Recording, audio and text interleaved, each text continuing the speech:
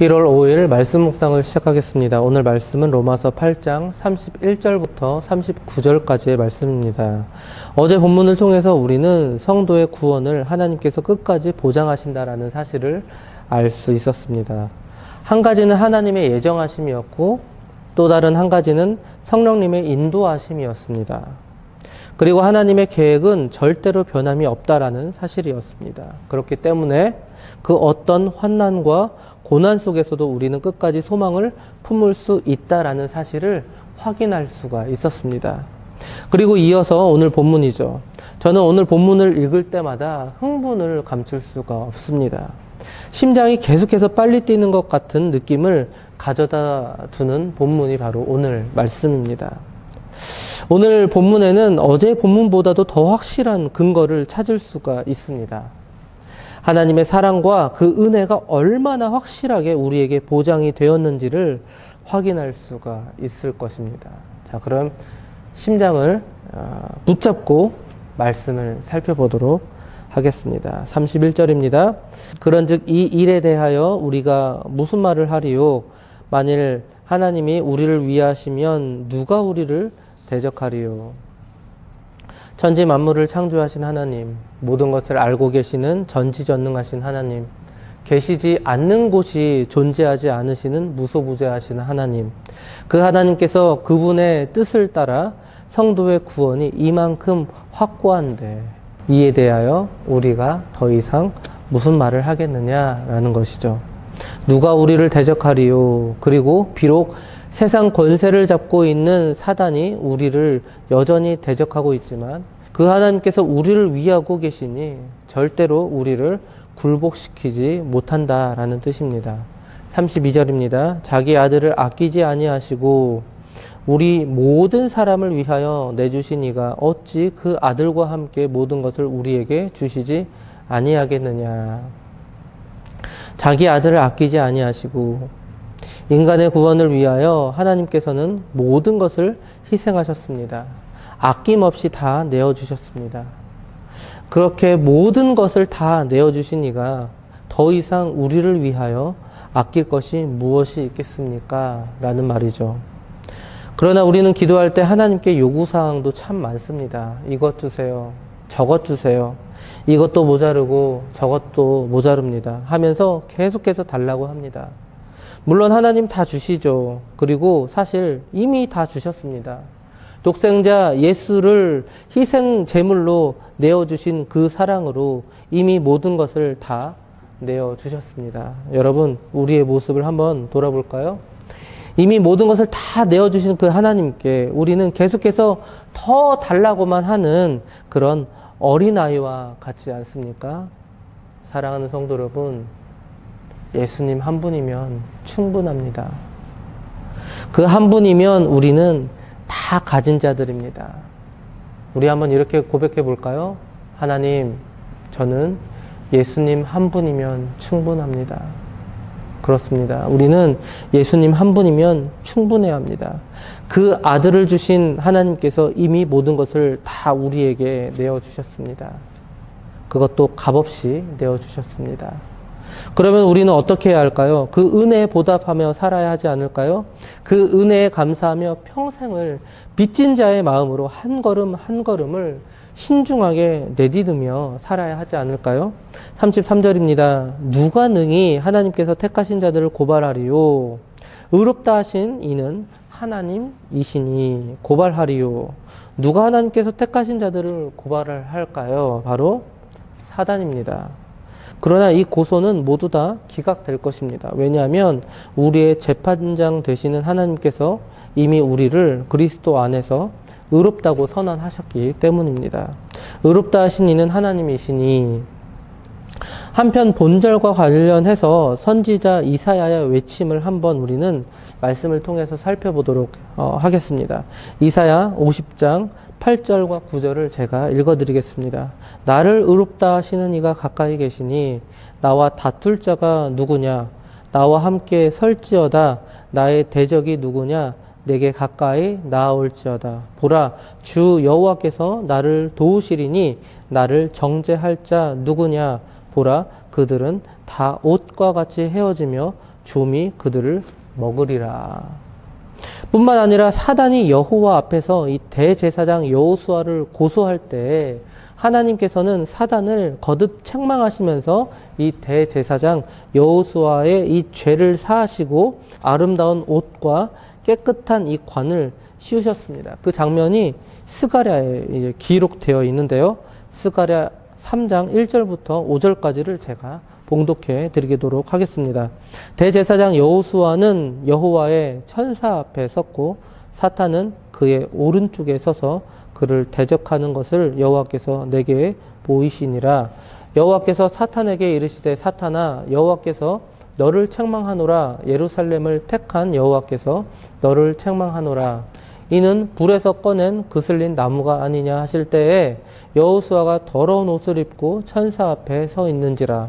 여호와께서 자기 앞에 선 자들에게 명령하사 그 더러운 옷을 벗기라 하시고 또 여호수아에게 이르시되 내가 내 죄악을 제거하여 버렸으니 내게 아름다운 옷을 입히리라 하시기로 내가 말하되 정결한 관을 그의 머리에 씌우소서 하며 곧 정결한 관을 그 머리에 씌우며 옷을 입히고 여호와의 천사는 곁에 섰더라. 사랑하는 성도 여러분, 여호수아 자신이 깨끗해서 고소를 면할 수 있었던 것이 아닙니다. 하나님께서 그를 의롭다고 선포하셨기에 그가 의인으로 하나님 앞에 설 수 있었던 것입니다. 우리도 마찬가지죠. 우리를 의인으로 칭하신 하나님의 은혜로 우리는 그분 앞에 설 수 있게 된 것입니다. 34절입니다. 누가 정죄하리요? 죽으실 뿐 아니라 다시 살아나신 이는 그리스도 예수시니 그는 하나님 우편에 계신 자요 우리를 위하여 간구하시는 자신이라. 누가 정죄하리요? 대체 누가 우리를 죄 있다고 판단할 수 있겠습니까? 에 대한 물음입니다. 우리를 위해서 대신 죄값을 치르신 이가 바로 예수 그리스도이기 때문이죠. 우리를 위하여 간구하시는 자신이라. 그리고 예수님은 우리를 위해서 하나님 우편에 계셔서 우리를 위해서 기도하고 계십니다. 어제 본문을 통해서도 우리는 성령님께서 우리를 위해서 기도하시는 분임을 우리는 알 수 있었습니다. 정리해서 말씀드리면 성령님은 우리의 연약한 삶을 위해서 간구하시고 또 말할 수 없는 탄식으로 우리가 마땅히 알지 못하는 기도를 대신해 주시는 분이십니다. 그리고 예수님께서는 정죄받을 우리를 위해서 변호하시는 기도를 하시는 분이십니다. 간구하시는 자신이라. 이 원어의 뜻은 변호와 직접적인 연관을 갖고 있습니다. 즉 예수님은 하나님 보좌 우편에 계시면서 자신이 성취한 이 구속사역을 근거로 하여서 우리를 하나님께 변호해 주시는 분이십니다. 35절입니다. 누가 우리를 그리스도의 사랑에서 끊으리요? 환난이나 곤고나 박해나 기근이나 적신이나 위험이나 칼이랴. 35절의 이 고백은 바울 자신의 경험에 근거한 그런 고백입니다. 바울은 복음을 증거하는 중에 수많은 환난과 핍박을 당했습니다. 그러나 그러한 상황 속에서도 예수님의 사랑은 절대로 끊어지지 않았던 것이죠. 고난과 고통 또는 감옥에 갇혀 있던 상황, 먹을 것이 없어 마시지도 못하고 굶주림에 처했던 상황, 입을 것조차 변변치 않았던 상황, 또한 신변의 위협을 통해 죽을 고비를 여러 번 겪었던 상황, 상해나 목베임을 당하는 모든 상황, 이러한 상황은 모두 바울의 경험에 대한 그런 근거였습니다. 그러나 이러한 모든 환경도 그리스도의 사랑을 바울에게서 끊을 수 없었던 것입니다. 아니 오히려 그 사랑의 끈을 단단히 조여매는 역할을 했습니다. 36절입니다. 기록된 바 우리가 종일 주를 위하여 죽임을 당하게 되며 도살당할 양같이 여김을 받았나이다 함과 같으니라. 37절 그러나 이 모든 일에 우리를 사랑하시는 이로 말미암아 우리가 넉넉히 이기느니라. 성도가 이 세상의 환난과 죄악의 권세에 맞서서 싸워서 승리할 수 있었던 이유는 무엇일까요? 여러분, 결코 그 힘은 우리에게서 나오지 않습니다. 우리가 가진 힘으로는 절대로 이길 수가 없습니다. 바울이 이 모든 상황을 이길 수 있었던 이유, 또한 우리가 오늘날 세상을 살아가면서 이 악한 세상 속에서도 믿음으로 살아갈 수 있는 이유는 바로 우리를 사랑하시는 이 때문이라는 것이죠. 여기서 우리를 사랑하시는 이는 누구일까요? 바로 자신의 아들을 죽음의 자리에까지 내어주신 성부 하나님, 그리고 하나님의 뜻에 순종하여 죽기까지 하신 성자 하나님, 예수 그리스도, 마지막으로 우리 안에 내주하셔서 탄식하심으로 우리를 바른 길로 인도하시는 성령 하나님께서 바로 그 주인공이 되십니다. 넉넉히 이기느니라. 겨우 간신히 얻게 되는 승리가 아닙니다. 완전한 승리를 말합니다. 압도적인 승리를 말합니다. 그분 안에서 우리는 모든 것을 할 수가 있습니다. 빌립보서 4장 13절을 보시면 내게 능력 주시는 자 안에서 내가 모든 것을 할 수 있느니라. 하나님의 능력 안에서 승진도 할 수 있고 대학교도 입학할 수 있고 심지어 로또 복권에도 당첨될 수 있다라는 것이 아니라 하나님께서 주시는 능력으로 말미암아 그 어떠한 어려움 속에서도 우리는 믿음을 지키며 당당하게 복음을 전할 수 있고 한 걸음 한 걸음 묵묵히 하나님께서 주시는 그 승리의 걸음걸음을 묵묵히 걸어갈 수 있다라는 뜻입니다.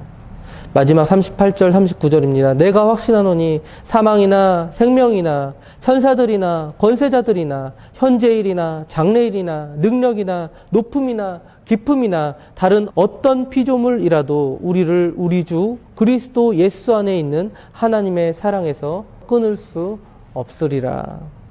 어떠한 피조물 그리고 어떠한 상황과 여건도 성도의 압도적인 승리를 절대로 방해할 수가 없습니다.